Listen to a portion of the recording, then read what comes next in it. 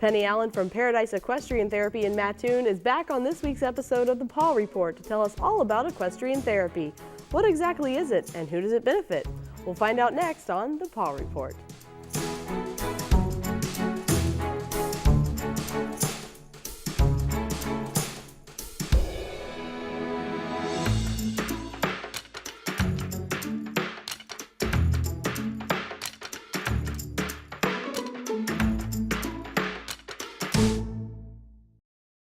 Welcome to the Paw Report. I'm your host, Kate Pleasant, and today we're here with Penny Allen. She's back to talk about Paradise Equestrian Therapy. Thanks for joining me today. Last time we talked about So You Want a Horse, so this time we're going to talk about Paradise Equestrian Therapy, which you have here in Charleston. So first of all, tell us about Paradise Equestrian Therapy Center.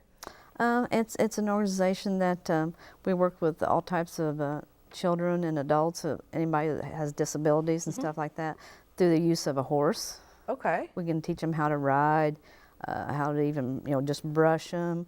We have a driving program where they can learn how to drive a horse. We have a pony, he's in between, he's a halflinger, that they can learn how to drive and use the reins and that type of thing. Okay. And so what does this type of therapy do for people? What are the different types of people that utilize the therapy and how does it help them? I'd say the majority of our riders are autistic. We have cerebral palsy. We have children that's got cerebral palsy, Down syndrome, Asperger's, just different types of disabilities. So we just use the horse to kind of help them. Some of them, like for cerebral palsy, the horse actually works their muscles while they're riding and stuff. It does some stretching and that type of thing. Okay. And what kind of education or certification do you have to work with people like this? You have to be certified. You don't have to, but we are a member of it used to be the NARA Association. Now they've changed. It's been around for like, I don't know, 40 years or whatever, but it's called PATH International now. And you go and you have to go to workshops, and then you have to get certified, then you take tests. And our testers were actually Olympic gold medal people, horses, equestrian people that test you and stuff like that. Okay. You have to be able to work with several people with disabilities at the same time in the testing and stuff like that. And that takes a long time. It took about a year. I think I drove like 5,000 miles because you have to go to where the workshops are, and they're just scattered all across the United States. So. Okay. But then you have to do so many hours and training underneath another instructor somewhere and stuff. So it's quite an ordeal, but it's really worth it. Okay. And so what kinds of things, you said, cerebral palsy, it might help the muscles. What other kinds of things do horses benefit in therapy? Actually, the movement of a horse actually kind of mimics the human's walk. The way their motion is like a up and down type thing. Sure. And it's for ones that's in wheel-bound chair, it's almost like them walking. So what it's doing is making their spine compress, decompress, rotate and stuff, just like they're walking. And that makes their inner core, be stronger because they've got to learn to set up, and that type of thing. Okay. And so is it the kind of thing that you get a lot of people in that enjoy this? Oh yeah. I think we probably have about sometimes between 25 and 30 a week, and that ride and stuff. And we run 2 or 3 days a week, and then we have volunteers, from Eastern and from Lakeland College and that type of thing. Okay. And so what kinds of things, what does like a typical therapy day look like there? What kinds of things are you doing? The class, the rider rides for about an hour, 45 minutes to an hour, depending on, now new ones, we don't start out that long because they're not used to sitting astride of a horse or whatever. So they have to kind of build up their muscles and stuff like that, but it usually lasts 45 minutes to an hour. We do all kinds of things. Let's say they have a problem with spelling. We can actually work with teaching them how to spell words while they're sitting on a horse. We can help them with their math, teach them how to do money, count money, recognize money, colors, just whatever they need to work with. We just, the parents will kind of give us an idea what they would like for them to work on and stuff, and we just go from there. And why is it that they're learning, maybe better on a horse? Is there something? There's something there? Yeah, there's something about the movement of a horse. It seems to stimulate the base of the brain, the stem cell. They've done all kinds of research on this, and they really can't exactly put their finger on it, But the first time I went, a friend of mine, she's the one that got me into this. We went to Chicago and went to a class up there and watched it. And they had a little boy that had Asperger's, and they put him on a horse, and he kind of just talked and whatever. And they would ask him questions, say, what color is the bear or whatever. And he'd take him about 2 minutes to come, to actually say the word. Yeah. So they turned him around backwards and started leading that horse. And when they'd ask him a question, he could answer it with like 3 seconds. And they turn him back around, and it'd be like a couple minutes. Turn him around backwards on the horse, and he could answer it in 3 or 4 seconds. I mean, I explain that. They couldn't explain it either. I mean, it's just amazing. It's just amazing. So, I don't know. There's just something about the movement of the horse. Maybe the I know a lot of them will kind of like relax them. Some that are real hyper, they'll get real relaxed and almost sleepy riding horse. So yeah, it's just amazing. So there's maybe some kind of calming effect. Yes, definitely. Yeah, a lot of our kids are autistic that are pretty hyper. We usually put them on a slow moving horse, or if we have a child that's real slow, we'll put them on a horse that's it walks faster. It makes them have to work at sitting up, or just stimulates them a little bit more. So okay. And so, are there any success stories? Like the little boy on the horse that you saw. Do you ever experience successes like that? We've actually had kids maybe even say words for the first time or whatever. So and then of course that's a big teary-eyed thing going on out there. We've had one of our riders. He had never could ride a bicycle. And after just a couple of months of riding a horse, he could actually ride a bicycle by himself. So, yeah, I mean, there's all kinds of stories out there. Just be amazed at stuff it does. So, is using horses for therapy something that's been going on for a long time, or is this relatively new? No, actually, they got record of it being maybe 100 years ago and stuff over in Europe. Wow. The Germans and stuff, they were using it, and it just kind of come this way. The NARO, the Pathos International. They've been going since like the 60s, but yeah, no, it's not a new thing. So, it's pretty amazing. There's like 700 centers across the United States right now. Really? Okay. Are there any others in this area, or is this kind of a unique thing for you? No, most of them up around Chicago. There's a few south. There's maybe there's a couple in Decatur. Peoria has a big one up there. I think there's a new one just opened in Champaign. Okay. But we were probably the first one in this area, so. Okay, so that's probably something that's maybe somewhat unique for a rural area to offer this to our population of people that might need the therapy. Yeah. Our location is really great. We're just like a mile outside town, so it's really easy for them to get to and stuff. We're really easy access. So, yeah, I think it's growing more popular. I think eventually. Insurance companies are now then starting to, I think there's some legislation trying to get insurance companies to help pay families, because that's expense for most of our riders are non-pay and stuff, so we go out and we get grants and we get sponsors for the kids and stuff like that, but eventually I think the insurance, I'm hoping they're going to help pay for this. So look at it as, like almost a medical therapy. Exactly. So we're working on getting it in school IEPs and that type of thing too. So okay, so something that's maybe getting even more well known. Yes. Okay. And what kinds of therapy do you do? Like when kids come in, you talked about grooming and things like that, but what kinds of different things, what's going on there? It depends, each rider's different, so we do different things with them. Some of them we let them brush the horse. Some of them aren't capable of saddling a horse or doing anything like that, so they can brush them, and that's relaxing for the it's good coordination for their hands, eye and hand coordination, that type of thing. Some of them we have a ramp that they mount the horse on. We also have a lift that lifts kids out of wheelchairs and puts them on the horse. Okay. So we can do kids that's in wheelchairs, Matter of fact, not too long ago, we had one of the schools from Mattoon came over, and they had like 5 or 6 in a wheelchair and stuff, and we put them on the horse for the first time. So yeah, it was pretty amazing. And what's that like? You know, I mean, what are the reactions from the children? Some were terrified at first, and then you take about 2 steps, and their eyes just get huge. I mean, it's just amazing the look on their face and stuff like that. And and some of their parents were there, and they didn't think their kids were capable of doing that, and they'd be amazed. They were amazed that they could actually sit astride a horse or whatever. So, and we have sidewalkers that help hold them on. There's usually one on each side and a horse leader. So there's usually 3 per rider. Okay, and you said a lot of those people are volunteers, right? Yes. The people that help with these children and adults are volunteers. We're very fortunate. Eastern sends us volunteers. Lakeland College has a service learning program. So we have, in the spring semester, fall semester, and stuff like that. But yes, we're very lucky that we have one of the sororities. They sponsor a couple riders. So we actually had some of the football players come out and help us bale hay. Really? Yes, it's amazing. Yeah, and they loved it. They found out what the organization was and stuff. So yeah, they were really good help. So it's well received in the community. Yes. As well. Yeah. Do you think this is something that could benefit people that maybe don't have disorders? I mean, are horses something that could just benefit us in our everyday? Sure, they're a stress relief. You go, like say you had a stressful day at work all day and stuff, and you come home and you want to just need to get out and release something. Just go get on a horse and just go for a ride. Just even just ride up and down the road or out in the field or something like that.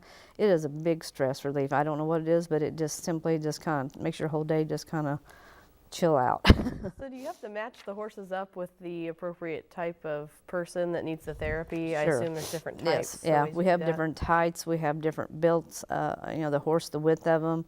The children, if they're a smaller child, then we usually put them on a narrow horse and stuff because they're, you have to watch, you don't pull their muscles or anything like that. So you put them on a smaller, narrower horse, and then adults we've got horses that are real wide and tall and real stout. So yeah, that's why we have different types of horses. We have, like I said, we have half-flingers, which are a draft breed. We have we just got a couple of Norwegian fjords, and they're a stout, beautiful animal. They have black, white, black mane, and they have dorsal stripe down their back. Wow, okay. They're pretty amazing, and they seem to be really gentle.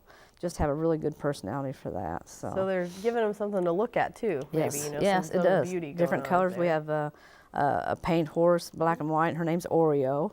Of course, yes, what an appropriate name. Yeah, and we get horses, donated to us. We Really? buy, yes, occasionally we'll get a really nice horse. We have a Tennessee walking horse named Rudy that a veterinarian donated to us. So, and he's great. So are there things that you have to do differently with therapy horses than you would with, your normal out on the farm horses? Well, they have to go through a training. I mean, before we can use them and actually let a rider on them and stuff, I make them go through learn how to let balls hit them, things that can happen while they're riding and stuff like that. But they got to get used to. Some of the kids shoot baskets. We throw discs, we pick up rings, we do all different types of things, and a horse has to be able to handle that. Not all horses can handle it. We've been through a lot of horses that you would think that could handle it, don't, and some of the ones you think don't turn out to be your best ones. So, yeah. So it sounds like there's some games that go on. Maybe can you talk to us about some of those games that you might play with some of the therapy participants? We do different types of games, and that helps them with their hand and eye coordination. Okay. So we even use bean bags. We'll have a beanbag thing set up, and they can toss and see how many they can make into the hole. We have the flags. We set up flags and cones, and they have to pick up the flag and then ride around and stick it in another one on the other side. Just different things like that. There's all kinds of games that we can teach them that just kind of makes them think about it. They have to learn to reach and stretch and that type of thing. So is this something that people generally learn about on their own, say for themselves or their children, or is it something that's referred by doctors? Or yes, actually, we're getting quite a few that the doctors are recommended because it's getting, they're hearing about it more. There's been a lot of specials on TV and different, things like that. And there's been requests they can't ride at our facility. We give them a rider's packet, and it's got a physician's prescription in it, so the doctors have to sign off before they can actually ride at our facility, saying that they're safe, that they're capable of riding. Right. So that they hear about us that way too. Okay, so it's kind of a mutual relationship thing, and it sounds like it's getting more well known, whereas it might not have always been something that you thought of as a prescribed therapy. Maybe it's getting more well known. Yeah, like I said, I've been on horses my whole life, and I had no idea. There was one in Mattoon we took over for them. We had no idea. I didn't that there was even such a thing out there. So. And how did you get interested in therapy? like I said, a friend of mine, they had been doing it for like 10 years, I think, over at Mattoon, over at Lake Paradise. And then I think they had done it for a long time, and they were ready to, they couldn't grow anymore, so they wanted somebody else to take over it. And a friend of mine, and then through a teacher, professor here at Eastern, he knew a friend of mine, and she called me and just kind of went from there. And is it something, as far as, because you kind of become the therapist, I assume, you've gone through all this training and everything, is that something that's maybe always interested you, or is it renewed interest? Or No, it was just, I don't know. It's just something about it. Once you do something and you see something like that happen, it just, it was amazing. I've always been around horses, and it just seemed like that was a new thing and just something different in my life. So, it was wonderful. So maybe a different challenge with horses. Yeah, exactly. Is there a challenging aspect to it? I mean, is there something with the therapy that's challenging? Well, yeah, because, you got to be thinking all the time. You got to watch. You've got 4 or 5 riders out there at the same time. You got to watch what's going on. You got to kind of like have eyes in the back of your head, watching everybody, and because our riders are, their safety is our #1 thing. So that's one thing we stress when we're training our volunteers is that riders, they're dependent on being safe, and that's what we're here for. So. Okay. And what is training a volunteer like? Are these people that are horse people, or are you training people that have never dealt with horses Exactly. before? We have people that's never been around horses before. We practice on like other students or whatever, put them on a horse and teach them how to sidewalk, where to stand, what to do if something happens, and how to, just that type of thing. But yeah, it takes a little training. We have brochures that we give them, pamphlets that they have to read and stuff too. So. Okay. And what's it like introducing a person that's, say, never really dealt with a horse to a horse? What's that process like? What do you do? Well, we let them start out brushing the horse before, we brush all the horses and get them cleaned up before the riders get there and stuff. And that's kind of like their introduction. We just kind of watch and see how they kind of interact with the horse. And if they're afraid, that's fine. We'll put them to doing the game part. They can hand them the ball. They can work with the spelling words. They don't necessarily have to sidewalk with the horse. So. Okay. So we kind of. And what kind of, is there special equipment that's involved in therapy as opposed to, regular horse riding or trail riding or something like that? They have safety stirrups that we have to use.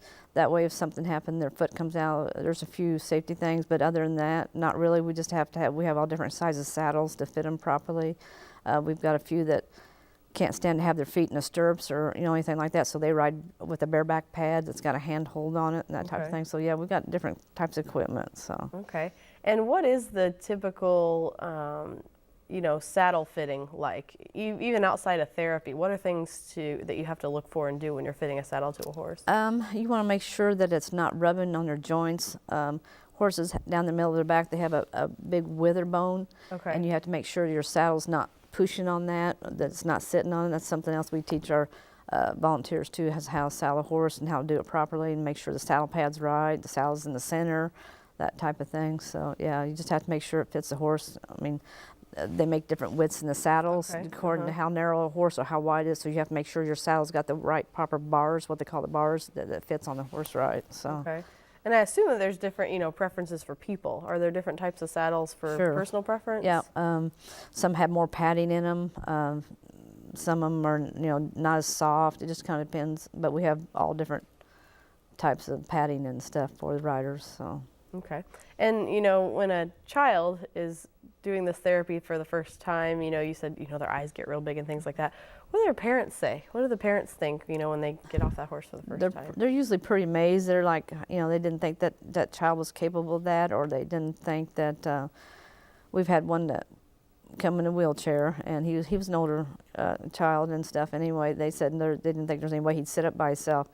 Well, we put him on there, and of course he was leaning all over the place to start out with, and then pretty soon he was just sitting up straight, and they were just like amazed because he just didn't think he was capable of having that much strength or whatever, and yeah, he picked up on it just right away. So yeah.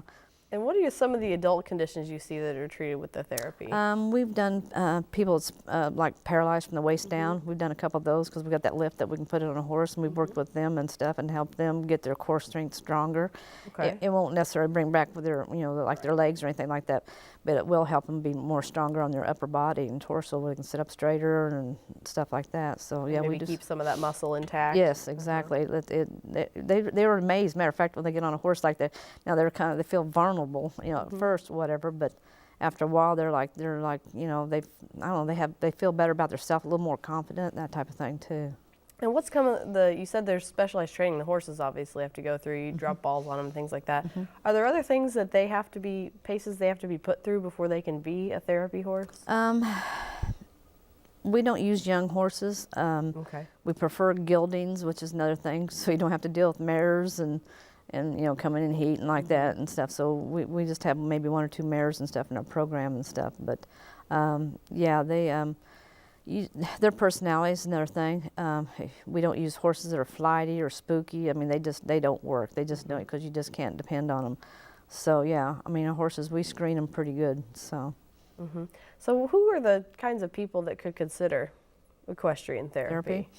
Anybody with any type of disability. I mean, whether it be mental, physical, either one. There's a horse out there to fit them. There just is, and like I said, it's amazing. We've had some that were so timid and bashful that literally just wouldn't hardly get out of a car with their parents. If they went somewhere. And now that one went to Special Olympics this year, or really? last 2 years, yeah, and performed and went out and showed, yeah, against other kids, yeah. It's amazing. So, yeah. So you really do see progress there. Oh, yes, definitely. So. And there's no scientific reasoning behind it that we know of yet? Is that what you're telling me? No, well, other than the movement of horse, like I said, it mimics a human's gait and stuff like that. So whether it's stimulating the brain or whatever, they're not sure, but there's just different things that affects them physically and mentally. Do you think this is something that there will be more research put into? Oh, I'm sure of it, yes. Yeah, I'm sure. There's studies out there all the time going on. There's manuals being written up by doctors and professors and all that. They're all fascinated by it, so. Okay. Well, is there anything else you want to tell us about equestrian therapy before we run out of time today? It's just check it.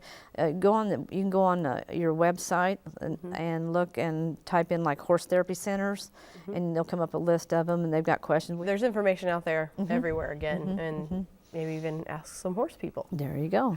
All right. Well, Penny Allen from Paradise Equestrian Therapy Center, we appreciate you coming on today, and hopefully our audience learned something about equestrian therapy. All right. So, thank you very much. Thank you. If you're a veterinarian, trainer, groomer, specialist, rescue organization, or shelter that would like to partner with the Paw Report by providing expert guests for the show or animals to be featured on our Adoptable Pets segment, please contact us by emailing kfpleasant@eiu.edu or call 581-6960. Or if you have a topic you'd like to see on the show or questions for our experts, contact us with those too. Did you know full episodes of the Paw Report are on YouTube? They can be accessed at youtube.com/WEIUTV. Then just go to the Paw Report playlist and select the episode you want to see. More information about the show is also available 24/7 on our website at WEIU.net under the Television tab.